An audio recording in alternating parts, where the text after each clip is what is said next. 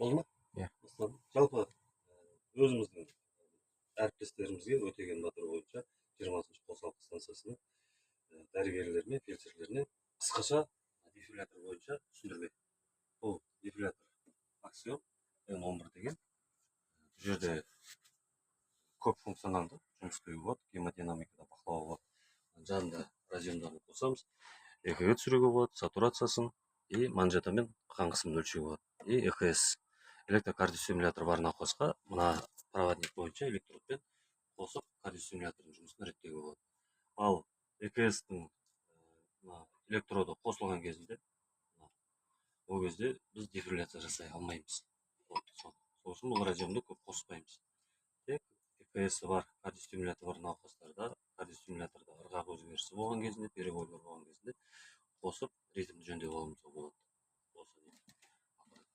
Жалпы мына жерде негізгі батырма бар, қосатын, өшіретін, заряд жинайтын и разряд беретін.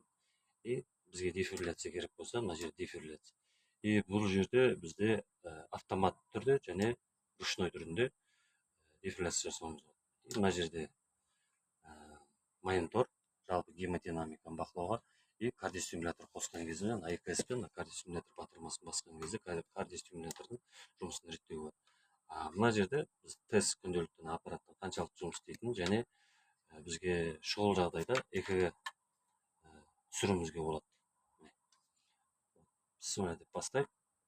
Кейін айта кететін, бұл жерде дефибриллятордан бөлек кардиоверсия жасаған кезімізде стандартты екі ответенесіне қойып алып, синхронно жасап, содан кейін кардиоверсия жасауға болады.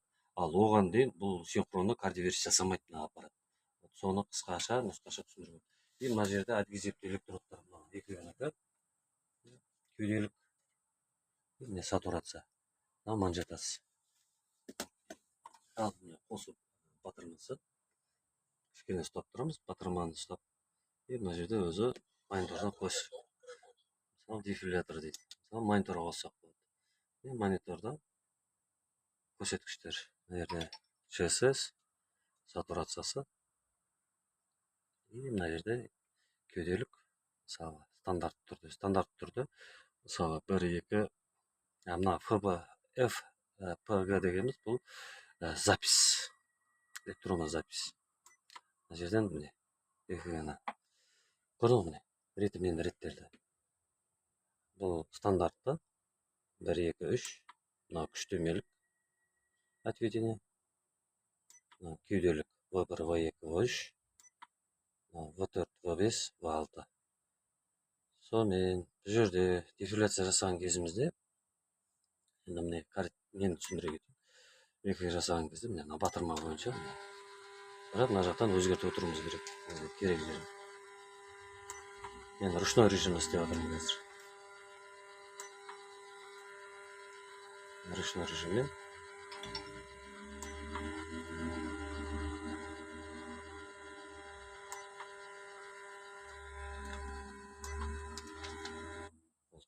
Ручной режимде ЭКГ түсірдік. Бұның автоматты түрде ЭКГ түсіруге болады. Мына екі лопаткамен, электродтармен асығыс кезде кардиограмма түсіруге болады бұнымен. Не только дефибрилляция или кардиоверсия жасауға бұл аппарат лопаткалармен. Кейін дефибрилляцияға өтейік. Дефибрилляцияға өтеміз. Бұл жерде жол таңдаймыз, қанша қуат керек заряд. Бұл жерде батырма бойынша азайтамыз, көбейтеміз. 200 вольтқа бұл бифазный аппарат. И бұл жерде, мысалы, кардиостимулятор қосылып тұрған кезінде, мына электродты қосқан кезімізде дефибрилляция жүрмейді. Бұл автомат түрде стоп қойып қояды, стоп анализ қойып қояды. И міне, енді жольті наверет етсек, мысалы, тағы бір түсіндіре кететін. Көп жағдайда, шұғыл жедел жағдайларда электродтағы, мысалы, корплюс пен айырмашылығы, бұл российский аппарат, корплюс, немецкий ғой демек, корплюс. Бұл жерде, мысалы, корплюста біз лопатканы қолда ұстап тұрып, заряд жинай беретінбіз. Бұда заряд жиналмайды. Контакт жоқ дейді. Пока науқаспен контакт болмағанша, пациентті апексті қоямыз. Өксті ұшына еместерін қойған кезінде Ошол кезде заряд жинайт. И зарядда біз контакт жоқ болса, науқас бұл заряд ұрмайды. Тек науқаста ғана ұрады заряд. И өзінің орнына қойған кезімізде қойдық.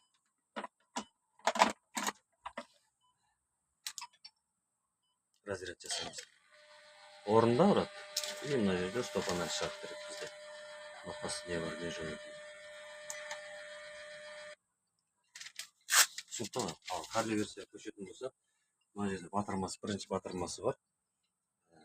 Сол жерден біз экгда мысалы өзгерте аламыз. Жүректің ырғағының мысалы стандарт 1-де. Стандарт 2-де негізінде ереже бойынша стандарт 2-мен біз синхронды түрде синхронды кардиоверсия. И бұған заряд мысалы біз қаншамен ұра аламыз кардиоверсия. 100-мен, 150-мен заряд алатын болсақ, енді қараңыздар, ешқандай кардиоверсияға анықтамалар жоқ кезінде бұл аппарат разряд бермейді.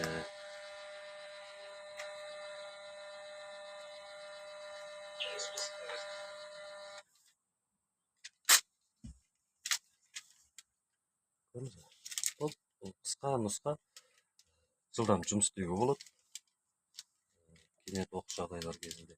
Енді бір минусы ғана батарейкасының өзінің қуаттығы жарты сағаттан аспайды. Сол үшін жиі қуаттандырып жүру керек бұл аппаратта. Түсінікті ғой сізге? Қалғанда манжетасымен жұмыс істейтін болсаңыздар, ол кезде мониторға қоямыз. Монитордан уже қан қысымын, давлениесін қарауға болады, өлшеуге.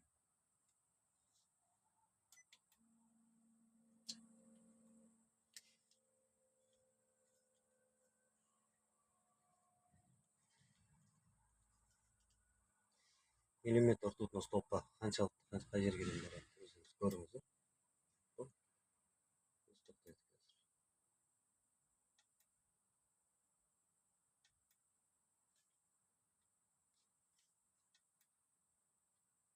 Бұл өшіре береді қазір.